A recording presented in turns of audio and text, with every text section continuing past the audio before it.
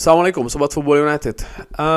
Terima kasih Sobat Football United yang selalu mengikuti channel Football United ini, yang selalu memberikan komentar yang sopan walaupun berbeda. Gue doakan semuanya selalu sehat-sehat sekeluarga, dilindungi oleh Allah, murah-murah rezekinya, dan lancar-lancar usaha atau kegiatan positifnya. Kali ini gue ingin berbicara terkait dengan kondisi Manchester United di bursa transfer di musim panas ini. Ada beberapa pendapat yang mengatakan Manchester United lambat, Manchester United sama saja pergerakannya. Manchester United ini selalu lelet ya di bursa transfer. Manchester United kemungkinan akan kena salib lagi nih dari klub-klub lain dalam mendatangkan pemain-pemain buruannya. Bagaimana gue melihat proses transfer dari Manchester United saat ini?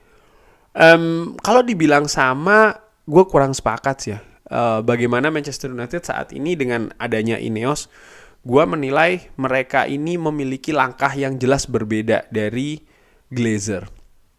Enggak bang, sama saja, sama-sama masih lambat. Well, kuncinya bukan cepet-cepetan sih menurut gue di bursa transfer ini. Bagaimana yang lebih penting itu adalah ketepatan. Percuma cepet-cepetan, tapi kalau tidak tepat. Loh, bang kan pemain-pemainnya sudah jelas diincar, posisi-posisinya sudah jelas. Coba kita berpikir lebih luas dari posisi dari pemain. Dalam hal ketepatan ya, bukan kecepatan. Ada unsur finansial yang memegang posisi yang sangat penting di sebuah klub olahraga, termasuk juga klub sepak bola. Wah, berarti Ineos pelit nih, gak ada duitnya, sama aja bohong, gak mau invest, gak mau spending, sama kayak Glazer. No, bukan soal masalah investasi atau bukan masalah menggelontorkan dana untuk transfer ya. Di Liga Inggris ini berbeda dengan liga di negara-negara lain. Gue gak tahu negara mana, gue gak mau terlalu spesifik juga. Artinya sang pemilik klub ini tidak bisa dengan gampang saja menggelontorkan dana transfer ya kan untuk membeli atau mendatangkan pemain dan lain-lain. Enggak. Ada aturan-aturan, ada yang namanya financial fair play, ada yang namanya profit sustainability rules, di mana otoritas sepak bolanya sangat tegas menurut gue dalam menegakkan aturan-aturan tersebut. Ada beberapa klub yang sudah kena sanksi, walaupun ada beberapa klub juga yang masih tanda tanya ya. Gue gak usah terlalu spesifik juga menyebutkan klub mana. Tapi yang jelas Manchester United harus memperhatikan rambu-rambu finansial. Ini sangat penting sekali. Sehingga nampaknya ada arah yang berbeda yang ditempuh oleh Ineos khususnya untuk mendatangkan pemain di bursa transfer ini dari faktor finansial. Dan menurut gue sekali lagi ini sangat penting. Budget, ada beberapa informasi yang mengatakan 50 juta. Banyak yang mengatakan, wah pelit banget nih 50 juta. Sekali lagi, ini bukan soal masalah pelit atau tidak, tapi bagaimana bisa melihat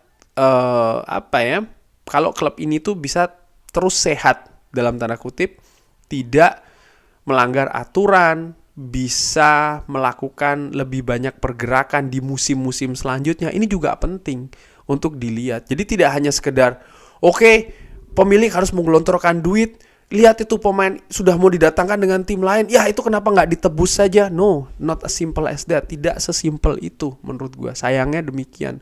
Dimana selama 10-11 musim belakangan ini justru sebaliknya, Manchester United terlalu simpel melihat dalam mendatangkan pemain. Yang penting pemainnya top, yang penting pemainnya ramai di media, disebut-sebut oleh fans, datangkan. Harga mahal nggak masalah. Akibatnya apa? Nggak jelas untuk apa pemain tersebut. Sering justru akibatnya adalah merugikan klub Manchester United itu sendiri. Dan kali ini gue sangat sepakat ya, so far so good. Sejauh ini sekali lagi gue sepakat dengan Ineos, bagaimana mereka sangat hati-hati. Sir Jim Ratcliffe mengatakan bahwa Manchester United akan menempuh jalur yang berbeda dalam kebijakan transfer kali ini. Ada sebuah artikel yang menyebutkan Sir Jim Ratcliffe membandingkan dengan Real Madrid misalnya, bagaimana Real Madrid ini selama 10-11 tahun belakangan dari net spendingnya sekitar 200-an juta ya kan, berbeda dengan Manchester United yang berkali-kali lipat, 5 kali lipat bahkan, tembus 1 miliar kalau tidak salah ya kan. Dimana kalau lihat dari sisi prestasi, Manchester United jauh dari Real Madrid. Bahkan dari sisi valuasi pemain, Real Madrid ini memiliki banyak pemain yang valuasinya ada di atas 100 juta. Manchester United walaupun mengeluarkan duit yang banyak, ternyata valuasi dari para pemainnya ini turun. Banyak yang turun, tidak ada yang 100 juta. Dari situ gue menilai, ada faktor investasi juga yang dilihat oleh Ineos.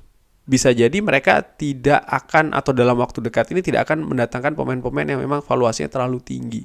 Tapi ada konsekuensi tentu saja pemain-pemain dengan kualitas ya yang belum jadi, dan ini akan dibebankan ke tim kepelatihan untuk bisa mengembangkan. Tentu saja butuh teknis dan juga waktu dan juga support. Sir Jim Ratcliffe pun juga menyebutkan bagaimana misalnya salah satu perhatian adalah investasi di infrastruktur. Ini juga butuh dana. Jadi tidak hanya semata-mata transfer saja, datangkan ya, tapi terus ya itu tadi fasilitasnya ternyata nggak benar ya kan, ketinggalan zaman dan lain-lain. Jadi ada banyak faktor sih menurut gue, dan memang harus dibuat keputusannya ya, terutama di bursa transfer kali ini tuh dengan sangat hati-hati dan sangat detail. Tidak terlalu penting sih menurut gue cepat-cepatan, tapi justru bagaimana tepat-tepatan gitu. Lebih tepat, bukan hanya mendatangkan pemain dan juga posisinya, tapi juga analisanya, tapi juga keuangannya, tapi juga pengaruh selanjutnya, tapi juga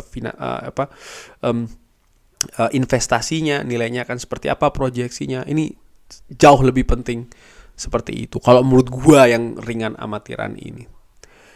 Kita lihat akan seperti apa pergerakannya di Ineos ya.